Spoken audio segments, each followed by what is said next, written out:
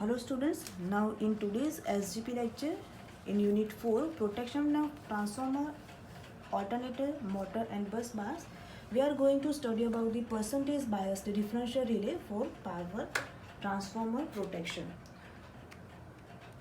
So today's our topic is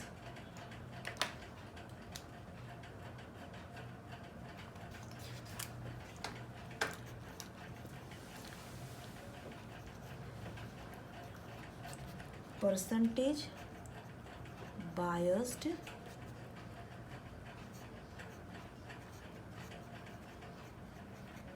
differential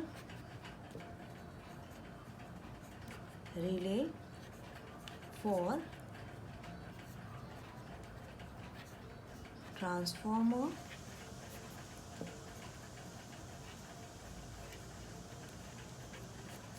protection. Okay, तो सबसे पहले हम डायग्राम बनाएंगे कि कैसे बनाना है. तो सेम जो हम पावर ट्रांसफार्मर लेंगे उसकी जो प्राइमरी होगी उसको हमें स्टार में कनेक्ट करना है. सॉरी, प्राइमरी है, उस प्राइमरी को हम स्टार में कनेक्ट करेंगे. ओके, अब उसकी जो सेकेंडरी है यानी कि 4, 5, 6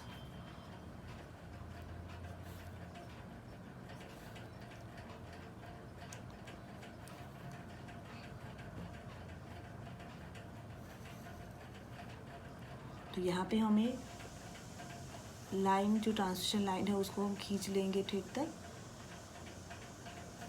ओके, तो ये क्या हो गया secondary. So secondary is in delta,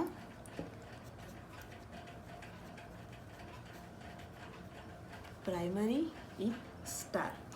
okay, अब प्राइमरी के साथ इसको भी हम आगे तक खींच लेंगे लाइंस को, तीनों phase R, Y and B. Okay, अब यहाँ पे जो प्राइमरी है वहाँ पे हम 3 सीटी कनेक्ट करेंगे, आर वाई बी तीनों फेज में. ओके, यहाँ पे प्राइमरी स्टार में है तो सीटी जो है उसको हमें डेल्टा में कनेक्ट करना है.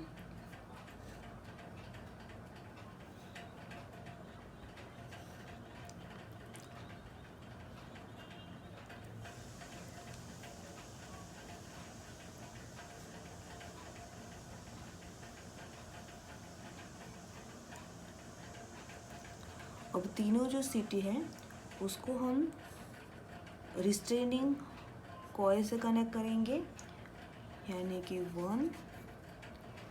यहाँ पे भी 3 सीटी कनेक्ट करेंगे, 1, 2, 3. ओके, तीनों जो सीटी है वो तीनों को हम सीरीज में कनेक्ट करेंगे.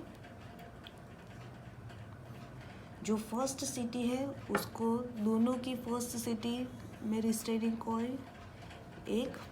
यहाँ पे जो सेकंड सीटी है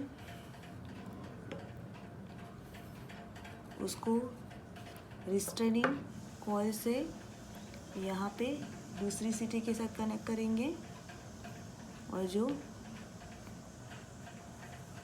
तीसरी सीटी है उसको तीसरी सीटी के साथ कनेक्ट करेंगे. ओके, तीनों जो सीटी है उसको ऐसे कनेक्ट करेंगे. ओके, अब यहाँ पे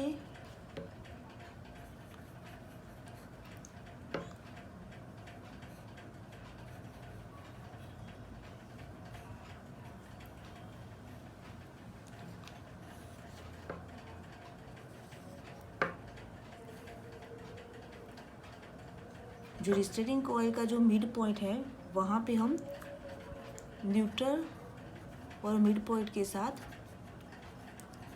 ऑपरेटिंग कॉइल को कनेक्ट करेंगे. ओके, और यहाँ पे इसको हमने सीरीज में कनेक्ट किया है. अब यहाँ पे एक सर्किट ब्रेकर का दोनों और सर्किट ब्रेकर को हमें कनेक्ट करना है.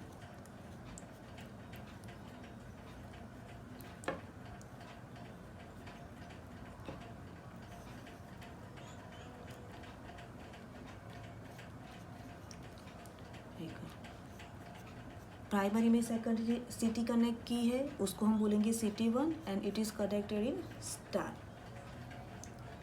जबकि जो सेकेंडरी है, सॉरी यहाँ पे इसको हम डेल्टा में कनेक्ट करेंगे, जबकि यहाँ पे जो CT है उसको हम बोलेंगे CT2 जिसका कनेक्शन हमने किया है स्टार में। दोनों और सर्किट ब्रेकर को कनेक्ट करेंगे, 1 2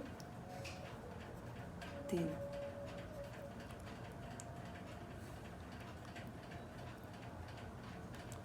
Okay, so this is the protection scheme by using percentage biased differential relay। तब यहाँ पे ये काम कैसे करेगा वो हम देखते हैं। तो जो प्राइमरी वाइंडिंग है ट्रांसफार्मर की उसको स्टार में कनेक्ट किया गया है और इसकी वजह से जो प्राइमरी में CTs कनेक्ट की है उसको हम डेल्टा में कनेक्ट करेंगे।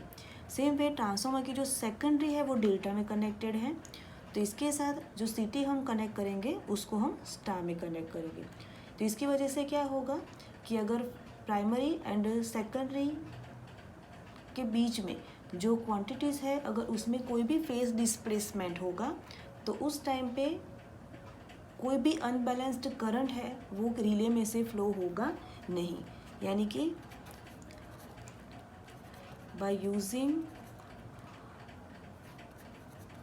opposite connection of CTs and transformer,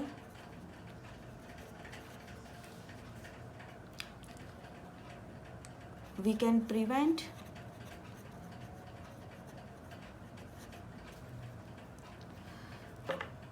the out of balanced current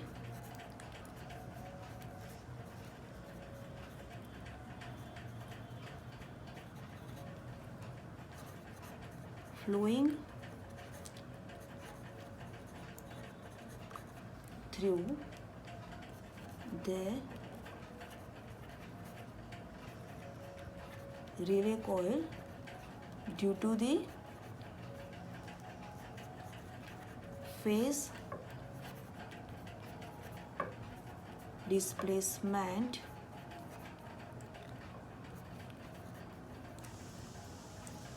between primary and secondary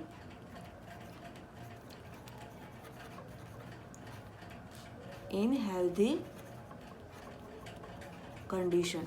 okay, यानी कि जब भी हेल्दी कंडीशन रहती है उस टाइम में अगर कोई भी फेस डिस्प्लेसमेंट होता है तो जो फेस डिस्प्लेसमेंट होगा उसकी वजह से कोई भी जो अनबैलेंस्ड करंट होगा वो रिले कॉइल में से फ्लो हो पाएगा नहीं।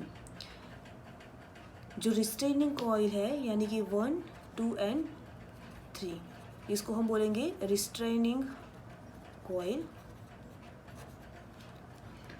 जो रिस्ट्रेनिंग कॉइल्स है उसको पायलट वायर्स के साथ कनेक्ट किया गया है। जो ऑपरेटिंग कॉइल्स है यानी कि 1, 2, 3 ये तीनों ऑपरेटिंग कॉइल्स हैं एंड जो ऑपरेटिंग कॉइल्स है उसको रिस्ट्रेनिंग कॉइल के मिड पॉइंट एंड न्यूट्रल के बीच में कनेक्ट किया जाता है। अब जब भी प्रोटेक्शन जोन होता है ट्रांसफार्मर का, उससे बाहर अगर कोई फॉल्ट होता है और उस टाइम में ट्रांसफार्मर है वो फॉल्ट करंट को फीड करता है तो उस टाइम में करंट की वैल्यू बहुत बढ़ जाती है। अगर दोनों CTs जो है उसकी अगर कैरेक्टरिस्टिक सेम नहीं होगी तो इसकी वजह से डिफरेंशियल करंट है वो फ्लो होता है। बट यहाँ पे क्या होगा, जो रिस्ट्रेनिंग करंट है उसकी वैल्यू भी, जो रिस्ट्रेनिंग कॉइल है उसमें से भी करंट फ्लो होगा। तो यहाँ पे क्या होगा कि अगर प्रोटेक्शन जोन से बाहर के फॉल्ट के लिए अगर ट्रांसफार्मर फॉल्ट फीड कर रहा है तो जो रिस्ट्रेनिंग कॉइल है उसमें से जो करंट फ्लो होता है उसकी वैल्यू भी बढ़ जाएगी और इसकी वजह से जो रिले होगा वो ऑपरेट हो पाएगा नहीं। बट अगर ट्रांसफार्मर के अंदर ही कोई फॉल्ट होता है उस टाइम में डिफरेंशियल करंट इंक्रीज होता है और उस टाइम में रिले ऑपरेट हो जाएगा। So this is the theory of protection by using percentage biased differential relay for transformer protection.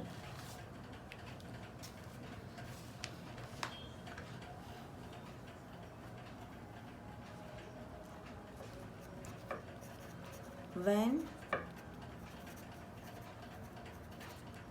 internal fault in transformer takes place, at that time only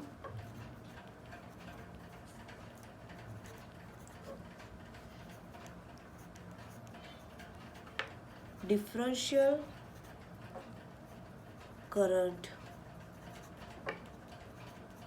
increases and relay operates.